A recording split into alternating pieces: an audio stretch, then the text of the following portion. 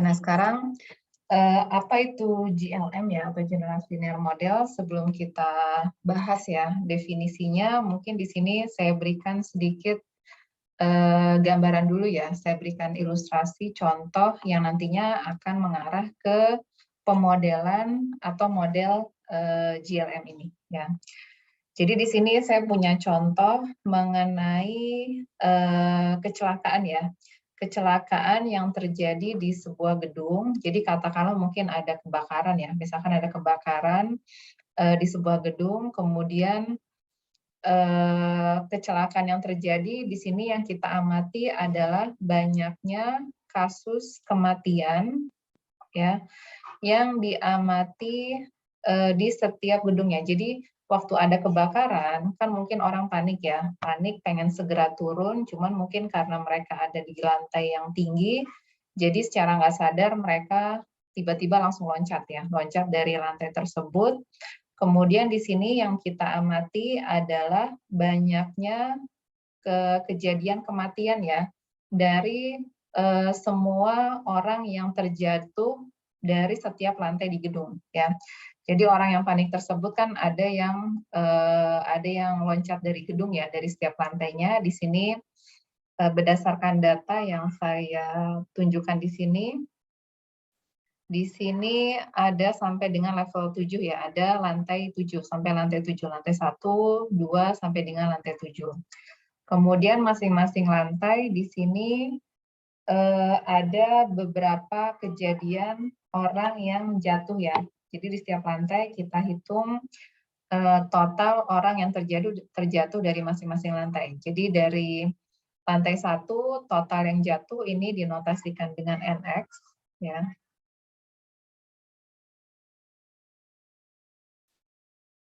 Jadi lantai 1 totalnya yang terjatuh dari lantai 1 ada sebanyak 37 orang.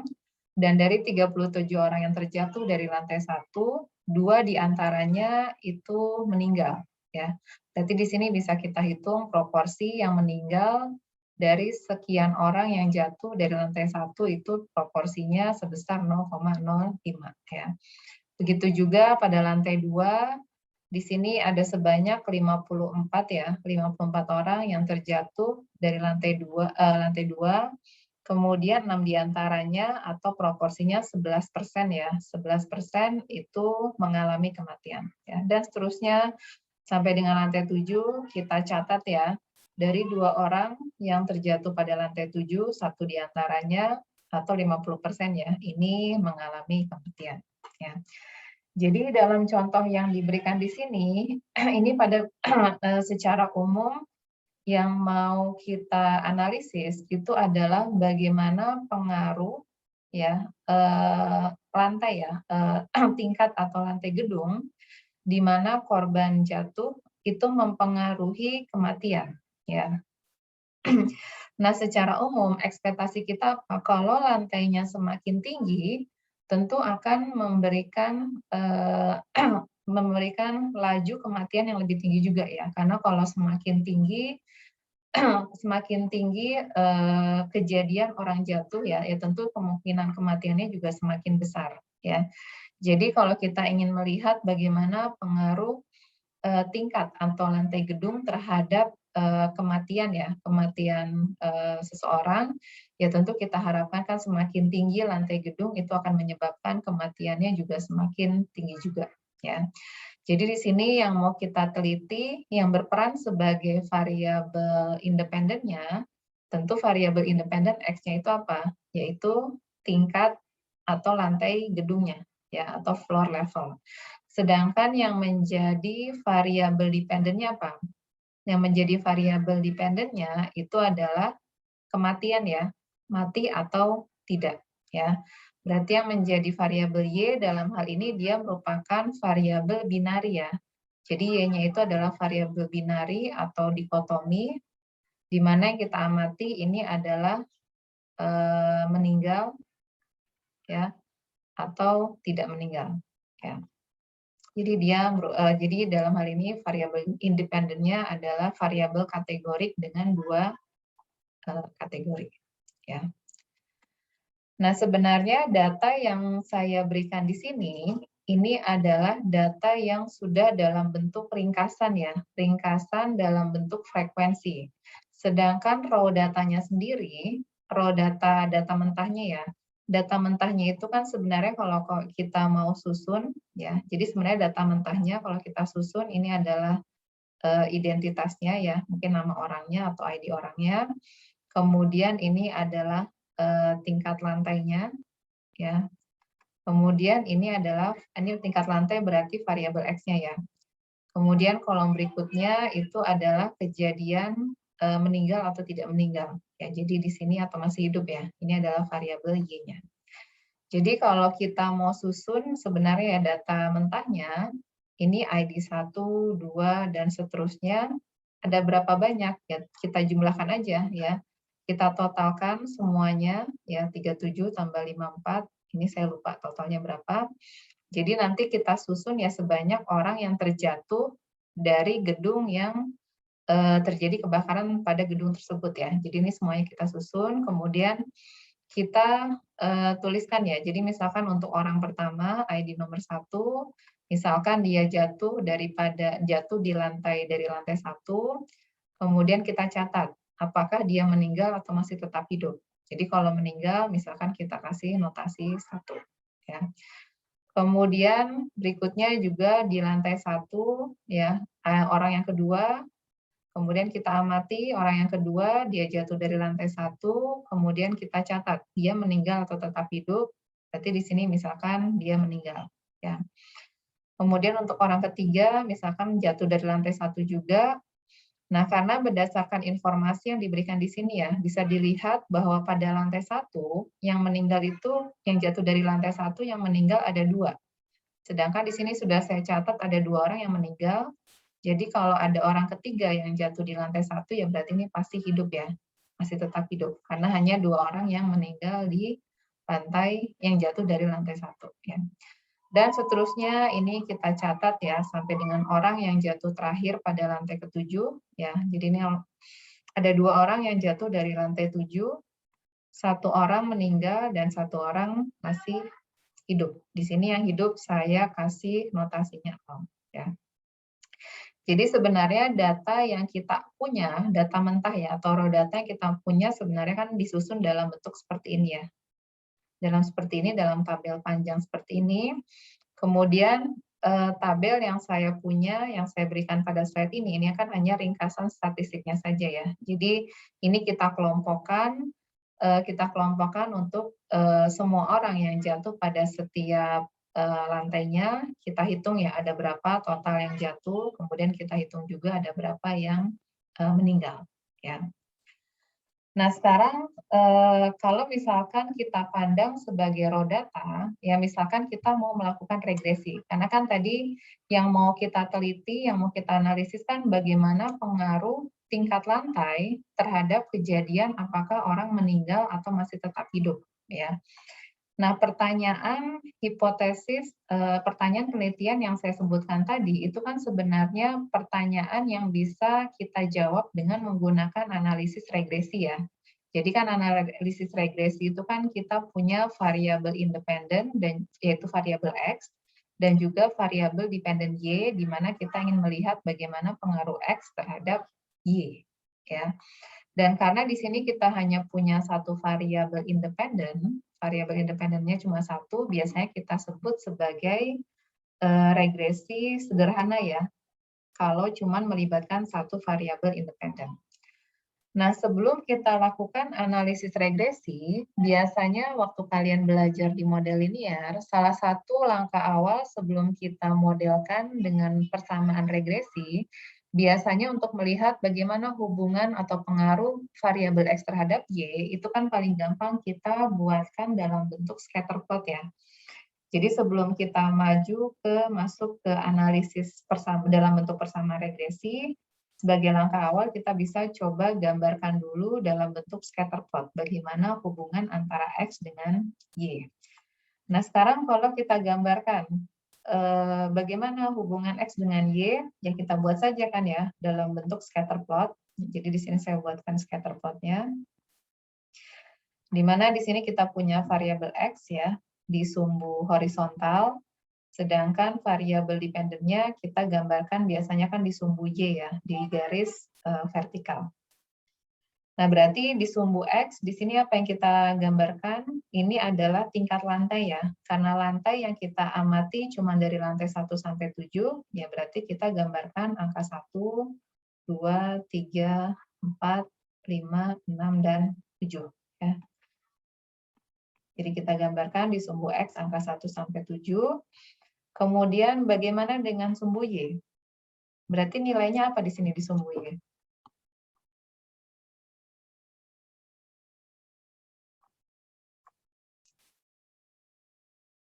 Apa?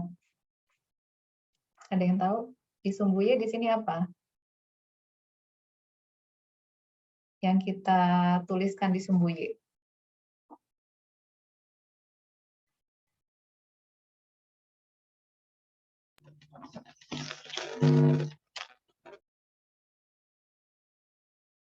Kenapa? Hafsa mau bicara tapi kayaknya masih di mute ya. Yang PX-nya bukan, Bu? PX-nya bukan, karena saya masih berbicara ini yang dalam bentuk raw data.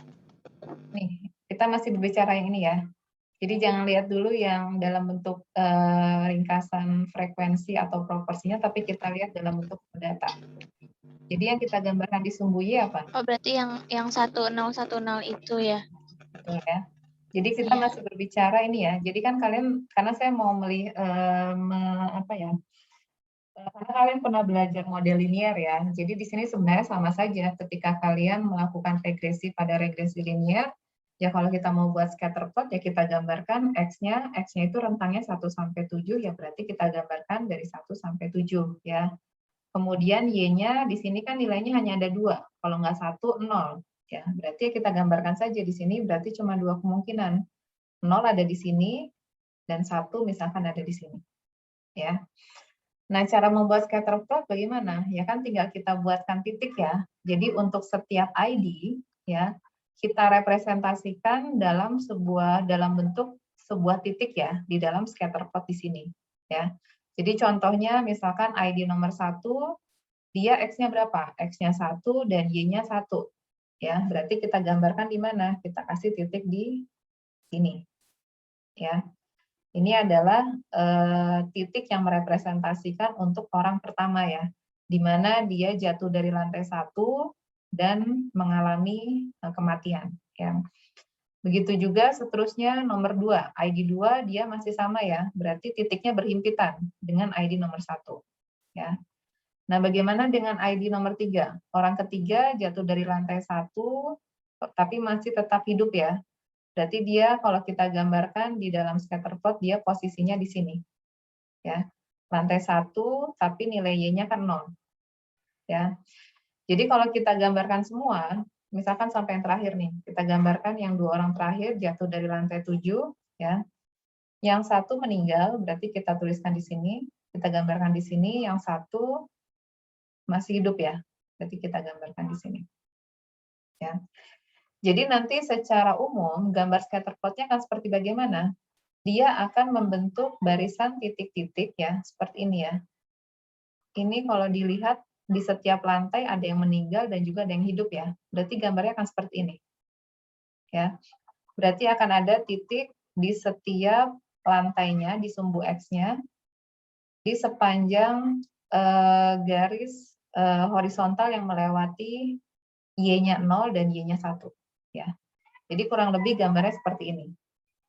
Ya, bisa dipahami ya. Ini kan cuma menggambar scatter plot biasa ya. Menggambarkan setiap ID, setiap orang ya yang jatuh di lantai 1 sampai dengan 7, kemudian kita identifikasi apakah meninggal atau masih tetap hidup ya. Jadi secara umum gambarannya seperti ini ya. Nah, kalau gambarnya seperti ini, kira-kira bentuk regresinya bagaimana persamaan garisnya? Mungkin sebelum ke sini kita coba review lagi ya. Kalau kalian punya mungkin saya pakai contoh yang berbeda. Misalkan saya punya tinggi badan sama berat badan. Ya.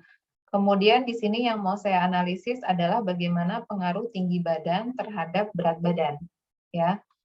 Bagaimana pengaruh tinggi badan terhadap berat badan? Ini kan bisa kita modelkan, kita analisis dengan model regresi linier ya.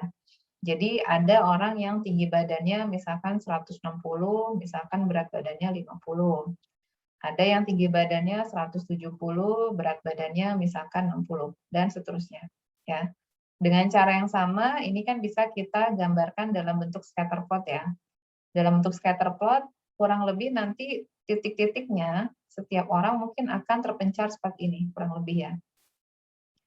Nah, dari sini bisa kita lihat ya, ini apa? Bagaimana hubungan tinggi badan dengan berat badan? Ini kan bisa kita modelkan dengan persamaan garis lurus ya. Karena bisa kita amati bahwa tren titik-titiknya dia akan mengikuti garis lurus seperti ini, ya. Makanya dalam hal ini bagaimana melihat pengaruh tinggi badan dengan berat badan, ini bisa kita modelkan dengan analisis regresi atau dengan persamaan garis lurus seperti ini, ya. Nah, sekarang kembali lagi ke contoh mengenai kasus kejadian kematian yang terjadi pada gedung ya, pada gambar yang di sini. Kira-kira kalau misalkan kita modelkan dengan analisis regresi, ya persamaan regresi atau persamaan garis lurus, kira-kira bentuk garisnya mungkin akan seperti ini. Ya, jadi pakai persamaan yang Y sama dengan beta 0 tambah beta 1X. Ya. Kira-kira menurut kalian persamaan garis yang diberikan dari persamaan regresi linear sederhana ini, kira-kira cukup menggambarkan nggak hubungan yang terjadi antara variabel X dengan variabel Y? Kalau yang tinggi badan sama berat badan, ini mungkin terlihat ya. Mungkin regresi linear memang model yang bagus ya, karena dia mengikuti tren dari pola data atau titik-titik data dari hubungan tinggi badan dengan berat badan.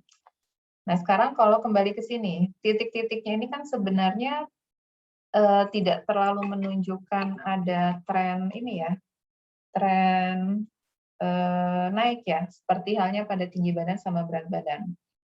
Kalau menurut kalian kira-kira persamaan garis regresi, persamaan garis lurus itu cukup nggak menggambarkan hubungan antara tingkat lantai, ya, di mana orang tersebut jatuh dengan kejadiannya apakah orang tersebut meninggal atau masih bertahan hidup?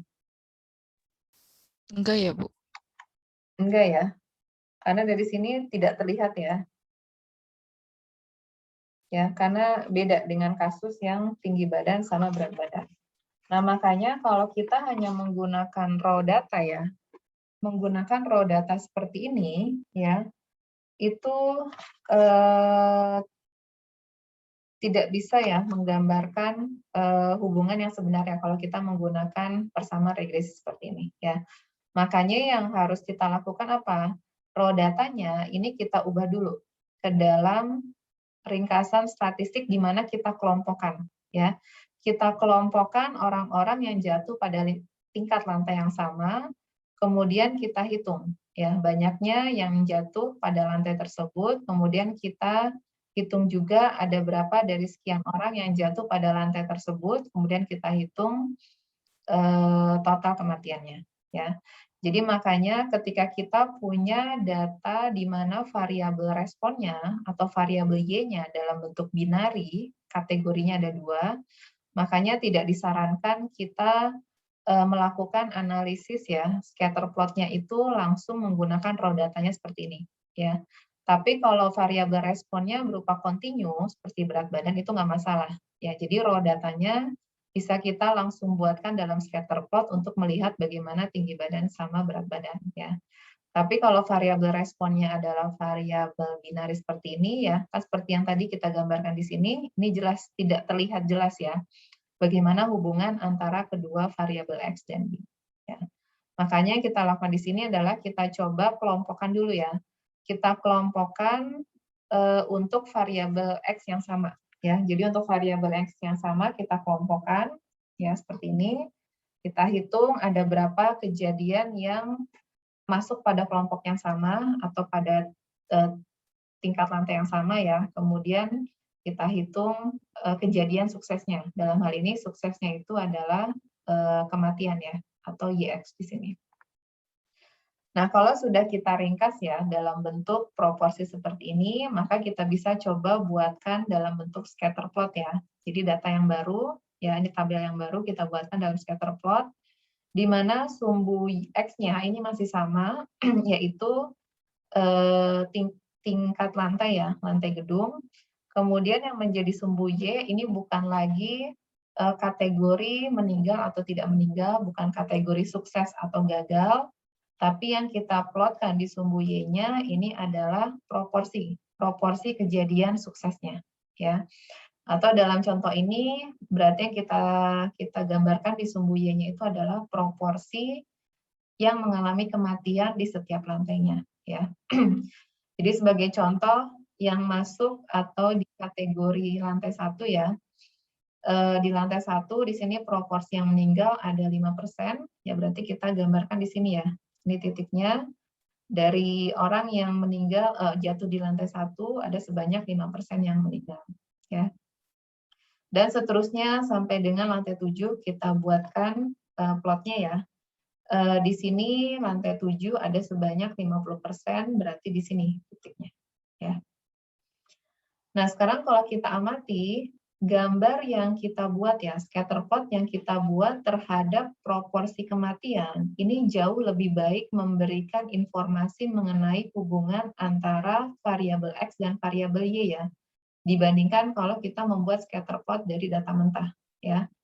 Nah, kalau kita lihat dari scatter plot di mana yang kita lihat adalah proporsinya, ini bisa kita katakan ada hubungan yang ya dalam hal ini kurang lebih bisa kalau kita modelkan dengan persamaan regresi linear ya. Mungkin ini bisa terjadi, bisa kita gambarkan seperti ini ya, karena ada tren naik ya. Jadi artinya apa di sini? Kalau tingkat atau lantai gedungnya semakin tinggi, maka laju kematiannya juga akan semakin tinggi. Ya, ini kan bisa kita lihat diamati dari tren ya, tren yang diberikan pada titik-titik yang diberikan pada plot di sini. Ya. Nah sekarang kalau misalkan banyaknya orang yang jatuh di setiap lantai itu saling independen, ya. Jadi di sini ya, jadi artinya saling independen, artinya orang yang jatuh pada lantai 2 itu tidak mempengaruhi orang yang jatuh pada lantai 1 ya. Dan ini berlaku untuk semuanya, artinya saling independen. Dan juga jika kemungkinan kematian hanya bergantung pada lantai atau tingkat gedung di mana korban jatuh, maka proporsi ya, maka laju kematiannya ini sebenarnya kan bisa kita modelkan dengan menggunakan distribusi binomial ya, di mana parameternya itu adalah banyaknya kejadian yang jatuh ya, banyaknya korban yang jatuh pada setiap lantainya ya, dengan peluang suksesnya itu adalah proporsi atau banyaknya orang yang meninggal di setiap lantainya. Jadi dengan asumsi kalau kejadian jatuh di setiap lantai itu saling independen, maka kejadian jatuhnya, kejadian proporsi ya, kejadian orang yang meninggal itu bisa kita modelkan dengan distribusi binomial. Ya. Kemudian karena YX-nya bisa kita modelkan dengan distribusi binomial, maka kita bisa mengestimasi besarnya peluang suksesnya atau peluang meninggalnya dengan menggunakan estimasi maksimum likelihood, dan ini kan sudah pernah diberikan ya di pertemuan sebelumnya. Estimasi untuk peluang suksesnya atau PX-nya ya ini kan sebenarnya hanya menghitung proporsinya saja ya. Kita hitung proporsi banyaknya orang yang meninggal dibagi dengan banyaknya korban yang jatuh di setiap lantainya. Ya. Ya tadi seperti yang saya sampaikan, karena di sini kita mau melihat bagaimana hubungan X dengan Y ya. Terlepas bahwa Y-nya itu kan adalah variabel dikotomi, salah satu cara untuk melihat bagaimana hubungan pengaruh X terhadap Y, kita bisa menggunakan model regresi linear. Ya. Jadi dalam hal ini yang kita modelkan itu bukan raw datanya ya, tapi adalah proporsi meninggalnya. Ya, jadi karena kita melihat tabel yang ini ya, kita melihat tabel yang ini bukan tabel raw data. Ya. Jadi sekarang yang berperan sebagai variabel Y-nya bukan kejadian meninggal atau hidup ya, 0 atau 1, tapi proporsi meninggalnya. Ya, proporsi yang meninggal di setiap lantai gedung. Jadi kalau kita modelkan dengan persamaan regresi linear, berarti bisa kita modelkan sebagai persamaan Px sama dengan alfa plus beta x. Di mana Mas ingat alfa itu kita sebut apa? Ada istilahnya? Alfa disebut apa?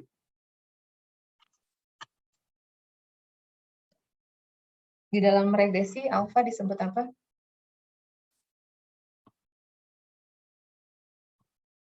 Atau beta? Beta biasanya disebut apa?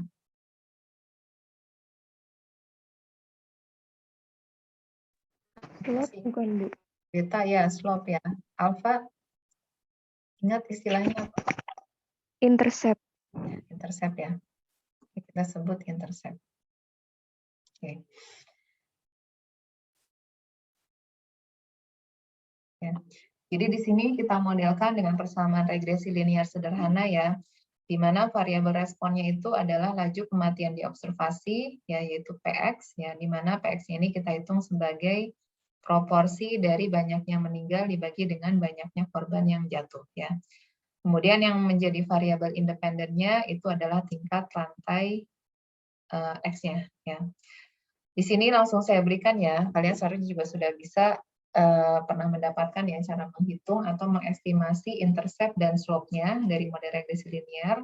Di sini langsung saya berikan ya, di mana penduga atau nilai estimasi untuk intercept-nya adalah minus 0,09, kemudian penduga untuk slope-nya atau betanya itu adalah 0,10973. Ya. Jadi di sini karena kita sudah dapatkan estimasi dari intercept dan slope-nya, maka kita bisa gambarkan ya persamaan garis linear yang diberikan oleh persamaan ini. Ya, di mana persamaan ini kalau kita gambarkan adalah garis lurus yang diberikan di sini ya. Jadi kita gambarkan ini garis dari persamaan regresi yang kita estimasi menggunakan data dari proporsi kematian yang terjadi di setiap lantainya. Ya. Nah, dari sini kita bisa menginterpretasikan ya, bahwa nilai slope-nya ini bisa kita interpretasikan sebagai apa? Jika kecelakaan jatuh pada tingkat lantai 1 lebih tinggi, maka kemungkinan kematiannya akan bertambah sebesar nilai penduga slope-nya. Ini penduga slope-nya kan 0,10973 ya, atau dibulatkan sebesar 11%. Jadi artinya setiap tingkat lantainya, tingkat lantai gedung naik 1 lantai, maka kemungkinan kematiannya itu akan bertambah sebesar 11%. Ya. Jadi itu kan interpretasi dari nilai slope-nya. Ya. Nah, cuma sekarang apa masalahnya kalau kita menggunakan model regresi linear untuk data yang tadi ya, untuk kasus kematian yang kita amati di setiap lantai gedung. Pertama, masalahnya adalah walaupun tadi bisa kita modelkan, kita dapatkan estimasinya, cuman ini masih kurang tepat. Alasan pertama adalah variabel responnya, Px-nya itu tidak normal. Ya, karena asumsi dari model regresi linear itu biasanya ya, tapi sebenarnya tidak normal ini bukan masalah yang serius ya, karena sebenarnya asumsi normalitas itu sebenarnya kita perlu cek bukan pada variabel responnya, tetapi pada variabel residual ya.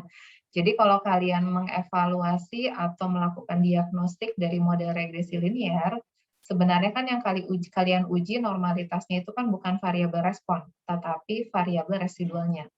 Karena model regresi linear, kalau kita punya alfa plus beta x, ini kan ditambah residual ya, di mana residualnya kita asumsikan normal dengan minnya 0, variasinya sigma kuadrat ya. Jadi yang kita asumsikan normal itu residual, bukan variabel respon. Tapi sebenarnya ini otomatis ya. Biasanya karena residualnya normal, biasanya Y-nya juga normal. Ya. Tapi untuk contoh data yang kita punya, walaupun respon variabelnya tidak normal, itu bukan masalah yang serius ya. Karena tadi, seperti yang saya sampaikan, asumsi normal itu sebenarnya berlaku untuk residualnya, bukan pada variabel respon. Kemudian masalah yang berikutnya adalah kenapa kita tidak bisa kurang tepat ya menggunakan regresi linear adalah di dalam regresi linear kita asumsikan bahwa variabel responnya itu mengasumsikan homoskedastisitas, artinya variansinya harus konstan. Nah, berdasarkan data yang kita punya dari kematian yang kita amati di setiap gedung, ini bisa kita cek ya, di mana variansi dari PX-nya, PX ini adalah peluang kematian di setiap gedung untuk setiap lantai gedung. Ya, ini bisa kita cek ya dengan menggunakan persamaan ini, dan ini sudah saya gambarkan di sini ya dalam bentuk error bar, ya error bar. Di sini bisa kita lihat ketinggian dari error bar ini kan bervariasi ya. Ada yang ketinggiannya kecil, ada yang tingginya besar, panjangnya lebih panjang ya. Nah, dari sini kelihatan bahwa variasinya jelas tidak konstan ya, karena ada yang variasinya kecil, ada yang besar. Jadi dalam hal ini asumsi homoskedastisitasnya terlanggar. Ya. Kemudian berikutnya, kalau kita modelkan dengan persamaan regresi linear, kita tahu bahwa regresi linear ini kan kita asumsikan bahwa Y-nya itu apa? Ini merupakan variabel kontinu. Yang namanya variabel kontinu, dia bisa berada pada rentang nilai berapapun ya, dari minus tahingga sampai tahingga. Ya. Sedangkan kalau kita memodelkan variabel Y-nya ya, dalam hal ini Y-nya kan Px ya, peluang kematian. Sedangkan peluang kematian, dia terbatas. Nilainya hanya ada di rentang 0 dan 1. Ya. Sedangkan kalau kita tahu ya, karena Px-nya kita modelkan dengan regresi linear, maka ada kemungkinan bahwa nilai prediksinya itu akan keluar dari rentang yang kita harapkan, di mana proporsi itu kan selalu di antara 0 dan 1. Ya. Jadi contohnya gini, misalkan kalau kita pakai persamaan ini ya, anggaplah kita mau mengambil X-nya sama dengan misalkan lantainya lantai 20. Ya.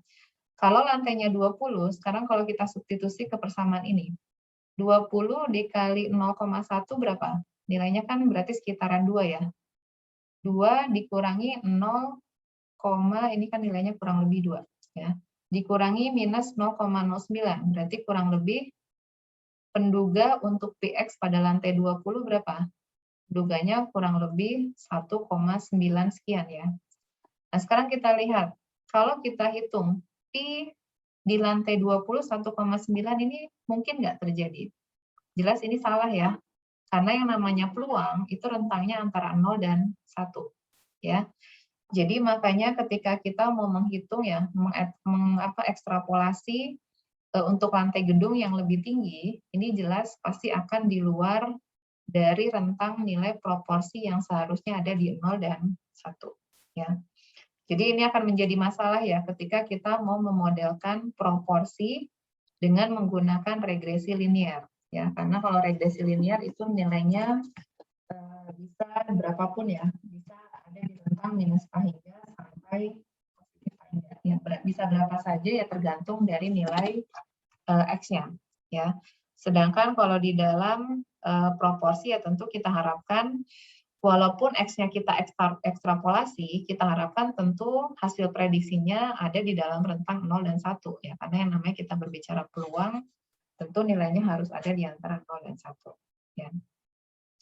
Kemudian masalah berikutnya adalah kalau kita pakai regresi linear, di sini kalau kita punya perbedaan, misalkan diberikan peluang suksesnya 0,01 dan peluang suksesnya 0,0001, kemudian kita juga punya perbedaan 0,51 dan 0,501, ya. Bisa kita perhatikan bahwa perbedaan antara yang ini ya dengan perbedaan yang ini,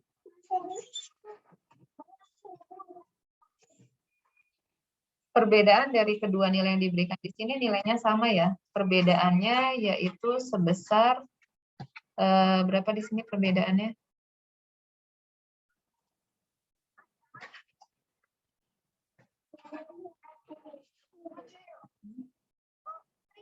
Perbedaannya sebesar Ini sama nggak? Ada yang bisa hitungkan berapa perbedaannya?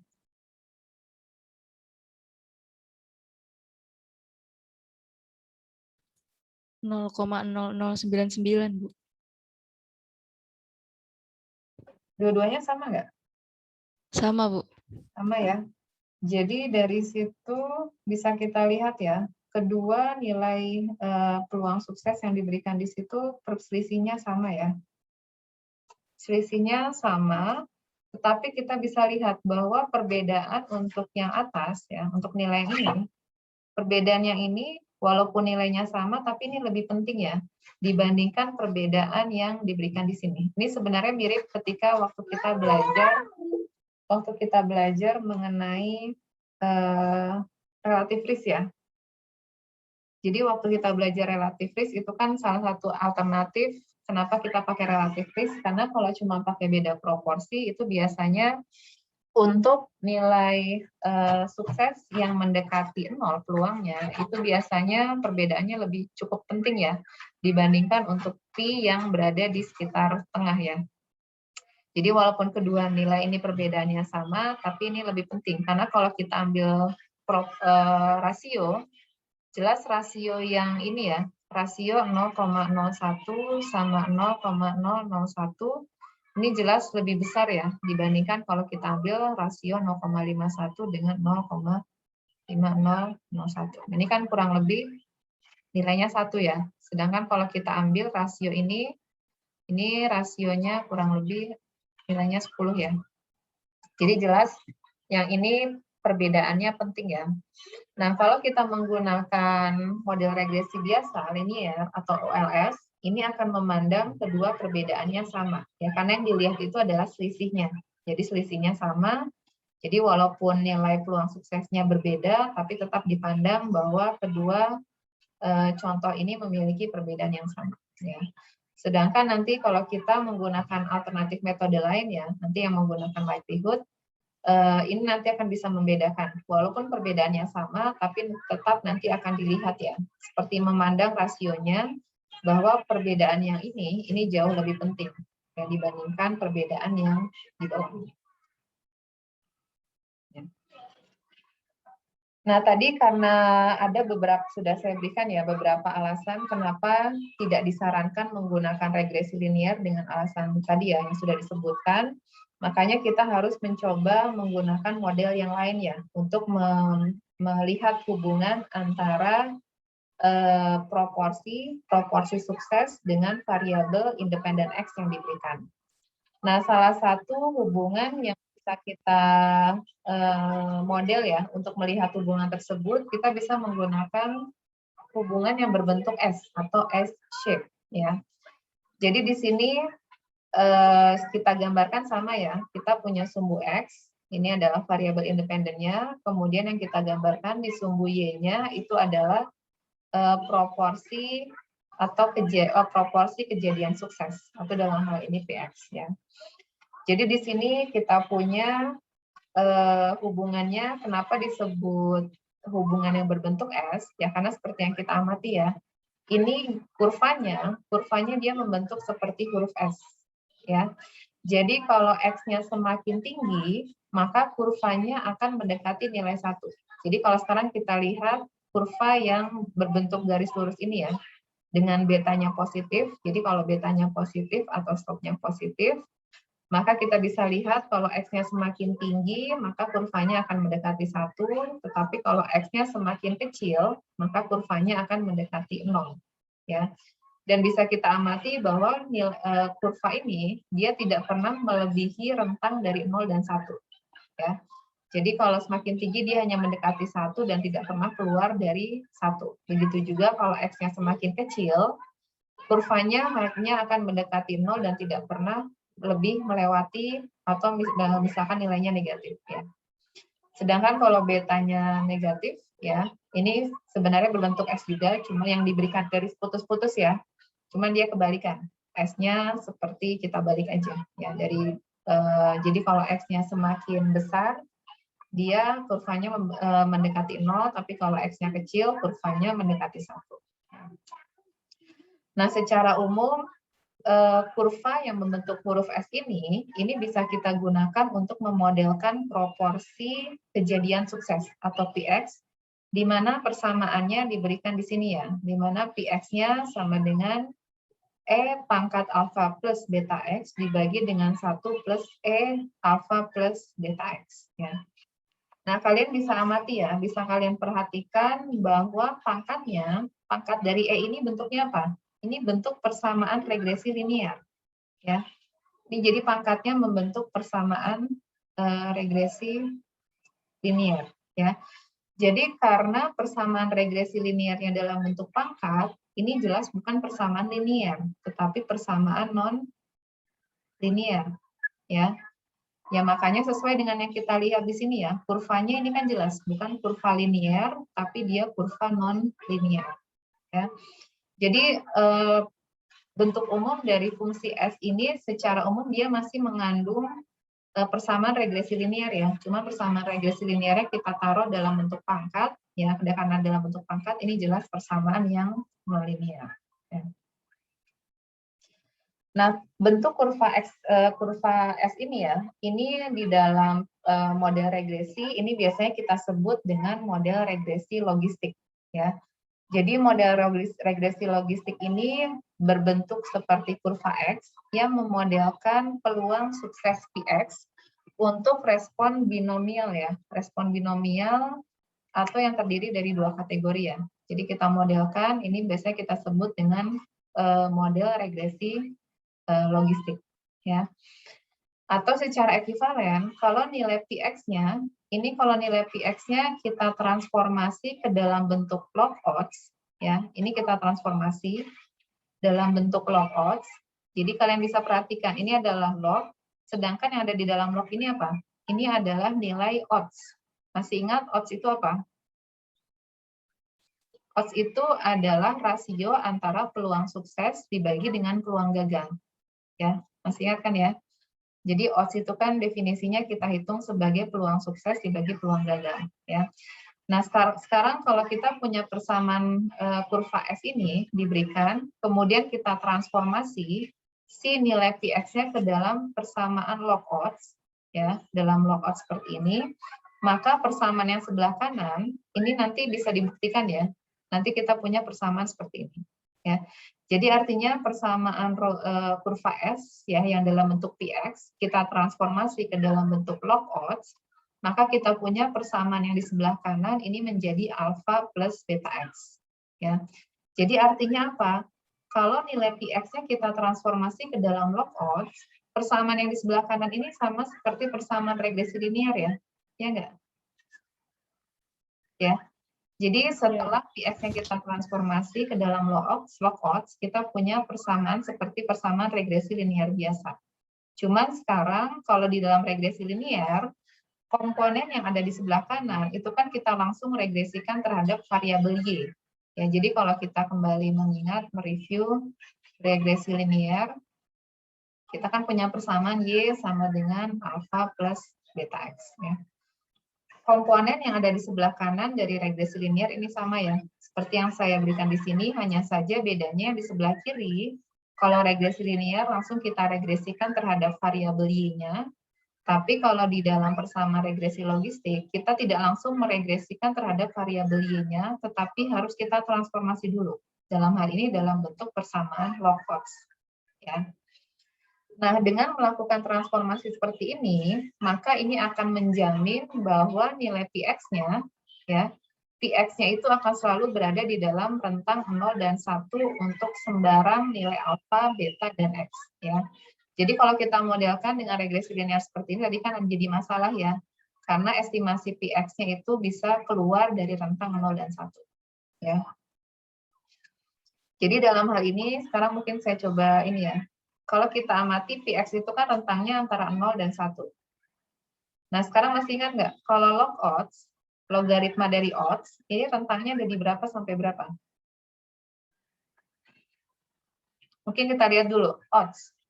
Odds itu peluang sukses dibagi peluang gagal. Masih ingat, rentangnya ada di nilai berapa sampai berapa?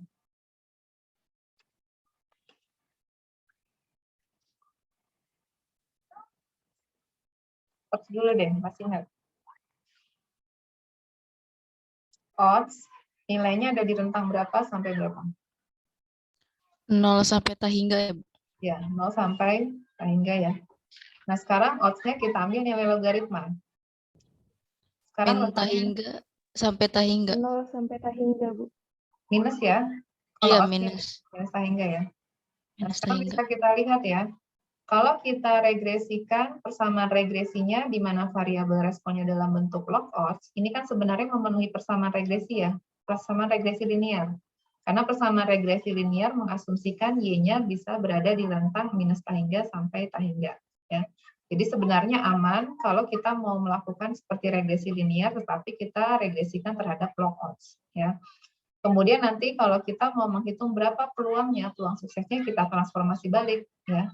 Log odds kita transformasi balik ke nilai Px, ya kita pasti dapatkan nilai Px yang sesuai kita inginkan, selalu ada di antara 0 dan 1. Ya. Makanya kenapa kita perlu melakukan pemodelan seperti ini, dan ini kita sebut dengan regresi logistik ya. Nah, nilai dari log odds, ya, logaritma dari odds, ini biasanya kita tuliskan dengan GP, ya ini adalah fungsi dari peluang suksesnya ya, fungsi dari peluang suksesnya di mana kita tuliskan sebagai log odds, dan log odds ini di sini kita sebut sebagai fungsi logit ya. Ini ada istilahnya sendiri, kita sebut sebagai fungsi logit. Jadi logit itu pada prinsipnya hanyalah nilai dari log odds ya. Nah, sekarang bagaimana interpretasi dari log odds? Interpretasinya sama seperti waktu melakukan regresi linear ya. Kalau di regresi linear kan kita interpretasikan apa? Setiap X-nya naik 1 unit, maka Y-nya akan naik sebesar B, beta. Seperti itu kan ya. Jadi kalau di regresi linear, setiap X-nya naik 1 unit, maka Y-nya akan naik sebesar beta. Nah, sekarang kita lihat, Y-nya sekarang bukan dalam bentuk Y, tapi dalam bentuk log odds. Jadi interpretasinya masih sama. Jadi setiap X naik 1 unit, maka nilai log odds-nya akan naik sebesar